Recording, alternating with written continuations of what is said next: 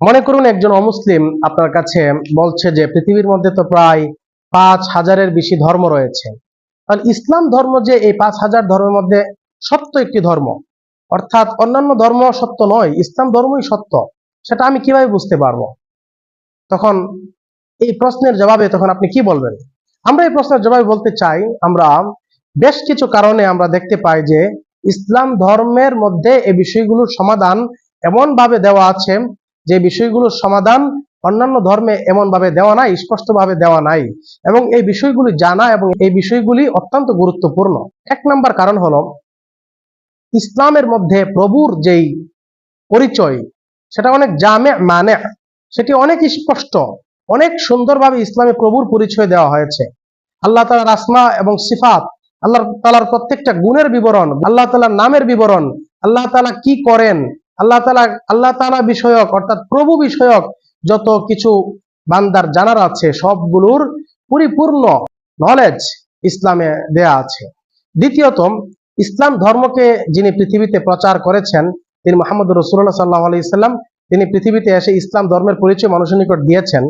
তিনি যে ধর্মের পরিচয়টা দিয়েছেন তিনি কি সত্যবাদী কিনা? পৃথিবীর ঐতিহাসিকদের মতে রাসূল সাল্লাল্লাহু আলাইহি সাল্লামকে কোনো ইতিহাসবিদ এমন কিছু দেখাতে পারবে না যে তিনি তার বাস্তব জীবনে তিনি মিথ্যা কথা বলেছেন। তিনি পৃথিবীর মধ্যে একমাত্র মানব যার ব্যাপারে কোনো সত্য অনুসন্ধানী মানুষ বলতে পারবে না যে তিনি কখনো মিথ্যা বলেছেন। দ্বিতীয়ত, মুহাম্মদ রাসূলুল্লাহ সাল্লাল্লাহু আলাইহি সাল্লামকে আল্লাহ রাব্বুল আলামিন তিনি যে সত্য ছিলেন সেটা প্রমাণ করার জন্য কিছু মুআজিজা দিয়েছেন। মুআজিজা বলা হয় ওই বস্তুকে যে বস্তুগুলো তিনি কেবল করতে পারবেন, অন্য কেউ করতে পারবে না। মুআজিজা হলো ওই বস্তু যে বস্তুটা স্বাভাবিকভাবে মানুষ করতে পারে না, অলৌকিক বস্তু। আপনি বলতে পারেন যে অলৌকিক বস্তু তো জাদুকররাও দেখিয়ে থাকে। জাদুকরদের দেখানো এবং মুহাম্মদ সাল্লাল্লাহু আলাইহি সাল্লামের যে মুআজিজা সেই এটার মধ্যে পার্থক্য আছে। কারণ জাদুটা এটা অবাস্তব, এটা চোখের ধাঁধা, আর মুআজিজাটা বাস্তব। মনে করেন জাদুর মাধ্যমে যদি কেউ পানিকে দুধ বানিয়ে আপনাকে খাওয়ায়, সেই দুধের দ্বারা কোনো ফায়দা হবে না আপনার। কিন্তু রাসূল সাল্লাল্লাহু আলাইহি সাল্লামের মুআজিজার মাধ্যমে রাসূল সাল্লাল্লাহু আলাইহি সাল্লাম যে উম্মতকে ছোট একটি ছাগলের বাচ্চা থেকে দুধ পান করিয়েছেন, এর দ্বারা উম্মতের বিশাল একটি জামাত উপকৃত হতে পেরেছে। এর দ্বারা বোঝা গেল যে রাসূল সাল্লাল্লাহু আলাইহি সাল্লামকে যে মুআজিজা দিয়েছেন, মুআজিজাগুলোর দ্বারা রাসূল সাল্লাল্লাহু আলাইহি সাল্লাম যে সত্য সেটা প্রমাণিত হয়। আরেকটি বিষয় হলো রাসূল সাল্লাল্লাহু আলাইহি সাল্লামের মুআজিজাগুলোর মধ্য থেকে সবচেয়ে বড় মুআজিজা হলো কোরআন।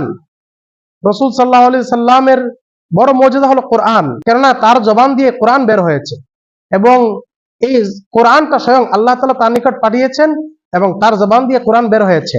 এবং অদ্যাবধি পৃথিবীর কোন মানুষ কোরআনের মতো এত সুন্দর এবং এত সাহিত্যপূর্ণ এবং এত সুখপাঠ্য কোনো বই পৃথিবীর মধ্যে কেউ রচনা করতে পারেনি। তাহলে এটা হলো এমন মুআজিজা যে মুআজিজাটা 1500 বছর যাবত এই পৃথিবীতে জীবিত রয়েছে।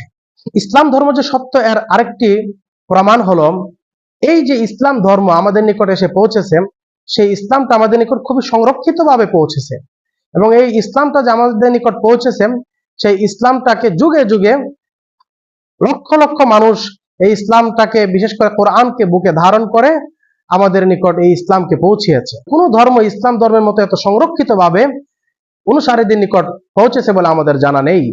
এর মাধ্যমে আমরা বুঝতে পারি যে ইসলাম ধর্ম অন্যান্য ধর্মের চেয়ে অনন্য এবং ইসলাম ধর্ম অন্যান্য ধর্মের চেয়ে অনেক উন্নত, এবং ইসলাম ধর্ম আমরা বলি ইসলাম ধর্মই হলো সত্য।